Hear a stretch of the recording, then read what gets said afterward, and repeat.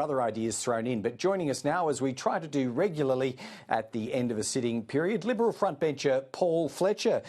Welcome back, Mr. Fletcher. Stage 3 tax cuts are all through the House now. You voted for them. Why do we have to go through the farce of trying to rename the bill?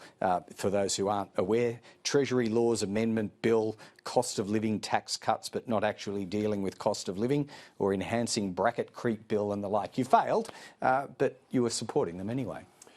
Well, I'd reject your description of moving amendments as a farce. That is a core part of the parliamentary process. But we were making the point. The Prime Minister promised Australians on over 100 occasions that his government would support and maintain the currently legislated Stage 3 tax cuts. He said that before the election, during the election, after the election, and then, of course, in a cynical political manoeuvre, they dumped that commitment. That's very bad news for our prospects for long-term tax reform in this country. Of course, the Stage 3 tax cuts would have seen the 37-cent tax bracket removed, so that anybody earning anywhere between $45,000 and $200,000 would know you were not going to pay any more than 30 cents in the dollar. And of course, what that would do is give people that incentive to work the extra shift, to get the extra qualification, maybe start a business, knowing that right up to $200,000 you weren't going to pay more than 30 cents. So you restore all that? Unfortunately, the Prime Minister junked that very cynically. We made it clear that we're the party of lower, fairer, simpler taxes. There was now a tax cut that the government had legislated. We've, of course, supported it. And the Leader of the Opposition, the Shadow Treasurer, and others have been clear that we will be developing a package and we'll have more to say about that. All right, yeah, we'll pick up those details as they emerge. Look, I probably neglected at the outset to ask about the main talking point of the day, so let's back up the truck and do that now. Paul Fletcher, I take it you are among the many wishing Anthony Albanese and Jodie Hayden all the best. Absolutely. I'll get that on the record and then I'll ask you my hypothetical question. Yeah, no, very, very happy to express my best wishes to the Prime Minister and to his partner Jodie Hayden. Points for courage for her in shacking up with a politician. She can't be guaranteed perhaps having her partner available at all times. It's, as Tony Abbott once said, that we politicians are volunteers but our families are conscripts. But look, I think we're all very happy for the Prime Minister and his partner and wish them the very best. Can I put to you the hypothetical question that I put to Tony Burke? It's not unimaginable that some political operative might think over the course of the next year, if the Prime Minister were trying to map out a wedding date, that he might be distracted by that from his day job. Is that an accusation that the Liberal opposition, coalition opposition would ever make? Look, I'm not interested in scoring political points on this. I just want to wish the Prime Minister and his partner the very best and congratulate them on this happy news. All right, let's move on to industrial relations, again involving Tony Burke. He's introduced this bill to the Parliament to remove the unintended glitch from the closing loopholes legislation, which could make it a criminal offence for an employer repeatedly breaching the right to disconnect to be punished under criminal law. Are you going to help him out of this bind here? There has been a truly terrible process here.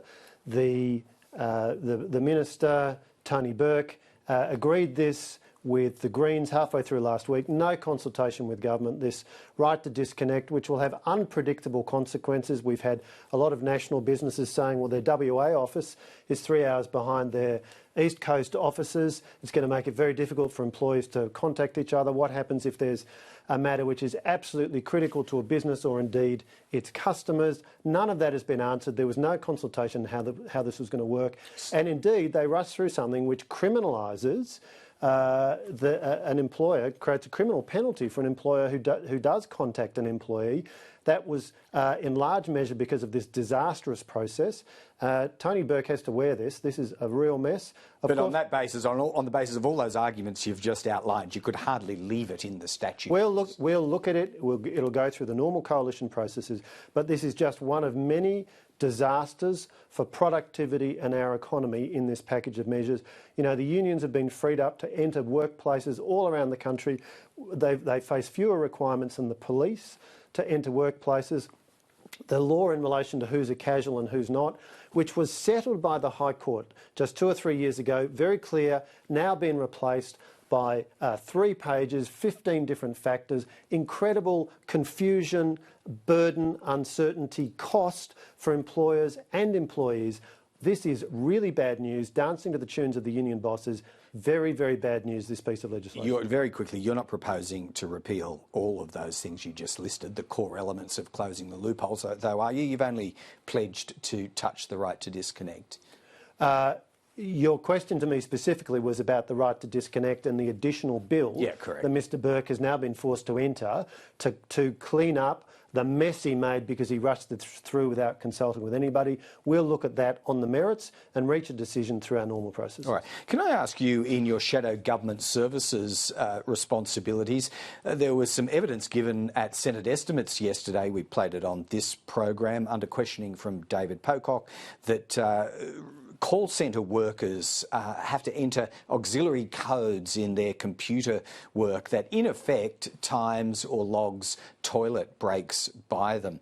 Is this time and motion system troubling to you? Well, look, I note that a senior employee or executive of Centrelink Services Australia described it as a myth, said it wasn't their policy. Look, I think there are a lot more concerning things that came out. We learned, for example, that the time it takes to process an application for example, the low income card has gone from 16 days under the Coalition to 82.5 days now. If you apply for an age pension under the Coalition, it took 35 days for that to be processed. It's now taking 78 days. Disability support pension, 40 days to 82.2 days. So has that hinted a productivity problem there? Services Australia is in a mess because Bill Shorten has done a truly terrible job. Amongst other things, he's got rid of 1,000 specialised IT workers, so the improvements in the digital services are no longer able to be taken forward. He's also expanded the workforce. And what he's tried to blame these shocking reductions in service levels on the Coalition, but I've just given you the numbers. The performance levels were much better under the Coalition than they are now. If you call up on the disability and sickness line under the Coalition, 21 minutes. Most recent numbers before today's estimates, 28 minutes. So you're taking longer, and that's before we talk about people who turn up to a shop front and decide to go away because it's taken them too long to get a response. Right. Under the Coalition, 337 people in Parramatta in 21-22. This year, most recent year, 1,036. That number is similar across all of their outlets. Services Australia is in a mess. Bill Shorten is doing a terrible job. All right, point made. A pile of data coming out of Senate estimates. I'm sure you and others will be poring over it. Paul Fletcher, appreciate it, as always. Thanks, Greg.